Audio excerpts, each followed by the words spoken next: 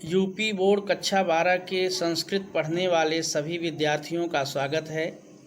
प्रिय छात्रों, आज हम आपके लिए संस्कृत व्याकरण के अंतर्गत एक महत्वपूर्ण प्रकरण अनुवाद लेकर आए हैं।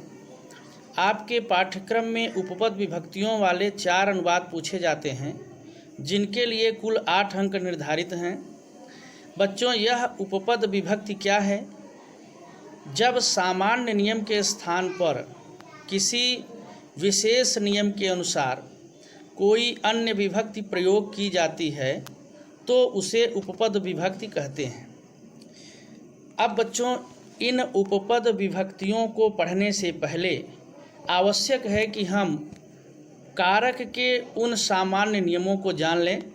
इसलिए आइए हम लोग पहले पढ़ते हैं कि कारक क्या है और उसके सामान्य चिन्ह या उसके सामान्य नियम क्या है। आइए देखें। कारक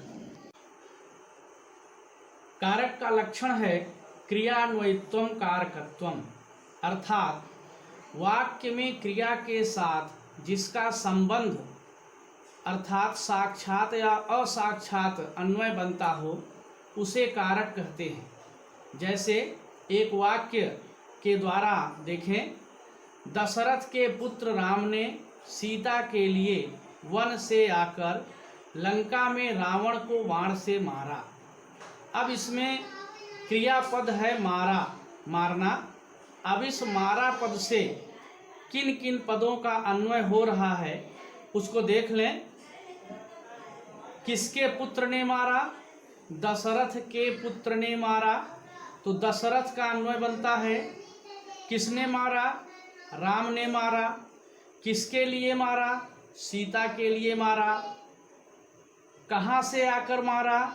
वन से आकर मारा। कहाँ मारा? लंका में मारा। किसको मारा? रावण को मारा। किससे मारा? बाण से मारा।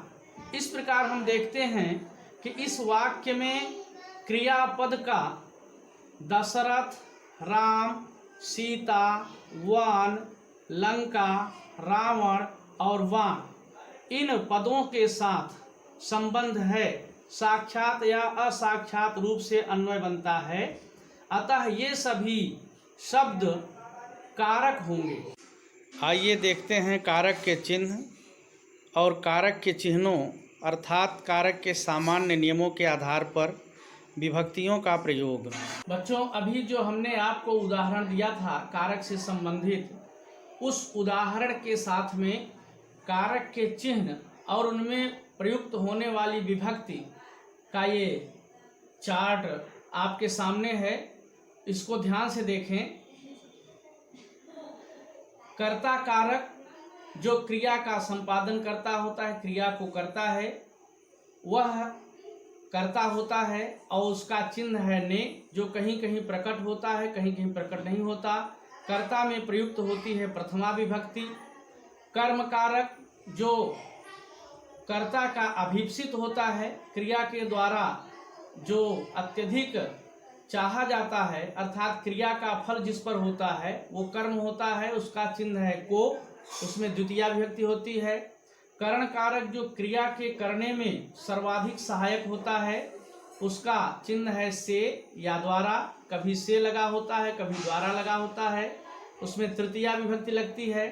संप्रदान कारक जिसे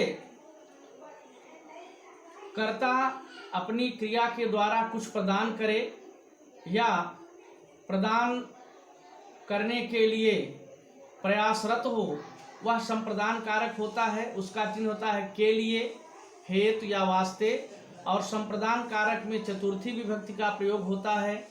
अपादान कारक का चिन्ह है से, अलग होने के अर्थ में होता है। से तृतीया में भी आया है, लेकिन यह क्रिया की सिद्धि में सहायक होता है और यहाँ अलग होना पाया जाता है। अपादान कारक में पंचमी विभक्ति लगती है। संबंध जो संबंध का प्रदर्शक होता है, उसका चिन्ह है का, के, की, रा, रे, री और उसमें षष्ठी विभक्ति प्रयोग होती है। अधिकरण कारक जहाँ पर क्रिया संपन्न होती है वह अधिकरण होता है। उसका चिन्ह है में, पै, पर और उसमें सप्तमी विभक्ति लगाई जाती है। संबोधन का चिन्ह हे, है, भो, अरे, यह बुलाने मात्र के लिए संबोधन होता है और इसमें प्रथमा विभक्ति ही प्रयोग की जाती है। संबोधन का चिन्ह आगे लग जाता है। तो इस प्रकार से कर्ता में प्रथमा, कर्म में द्वितीया, करण में तृतीया, संप्रदान में चतुर्थी, अपादान में पंचमी, संबंध में षष्ठी, अधिकरण में सप्तमी और संबोधन में प्रथमा का प्रयोग होता है और उसके चिन्ह के अनुसार हम उसे पहचान करते हैं। ये एक सामान्य नियम है। इसी के अनुसार यहाँ पर देखें, दशरथ के, दशरथ षष्ठी, संबंध षष्ठी विभक्ति लगी। दशरथस्य पुत्र राम, चूंकि राम करता है इसलिए राम का विशेषण होने से पुत्र में भी प्रथमा लगेगी। पुत्रः रामः, राम ने। सीता के लिए संप्रदान का कारक है और उसमें चतुर्थी लगी। सीता स्त्रीलिंग है इसलिए स्त्रीलिंग एक वचन में होगा सीतायै। वन से अलग होने के अर्थ में है इसलिए अपादान कारक हुआ और उसमें पंचमी लगी वनात्। आकर, यह आ उपसर्ग गम धातु में लग जाता है, आना हो जाता है। ल्यप प्रत्यय, आकर, आगम ल्यप। और लंका में, यहाँ में अधिकरण कारक हुआ जहाँ क्रिया संपन्न हो रही है। तो लंका में सप्तमी एक वचन हुआ। लंका स्त्रीलिंग शब्द है और उसका सप्तमी एक वचन में रूप होगा लंकायाम, लंका में। रावण को रावण यहाँ कर्म हुआ जिस पर क्रिया का फल पड़ रहा है, जिसे मारा जा रहा है, तो कर्म में द्वितीया विभक्ति लगी।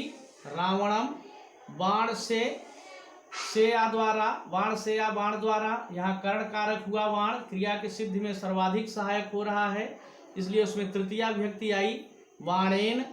और मारा, यह क्रियापद है।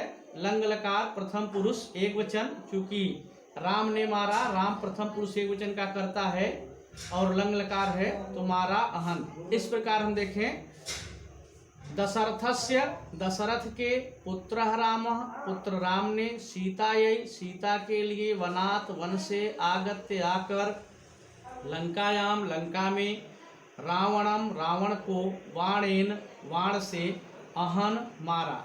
तो बच्चों इस प्रकार हम कारक के चिन्ह और उनमें प्रयुक्त होने वाली विभक्तियों को प्रयोग सहित देखें। अब बच्चों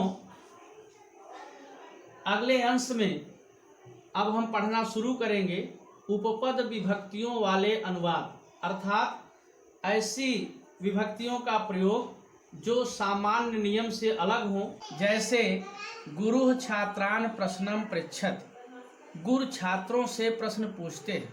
छात्रों से, यह सामान्य कारक के तहत कर्म नहीं है, फिर भी एक विशेष नियम अकथितम च सूत्र से इसमें द्वितीया विभक्ति का प्रयोग होता है।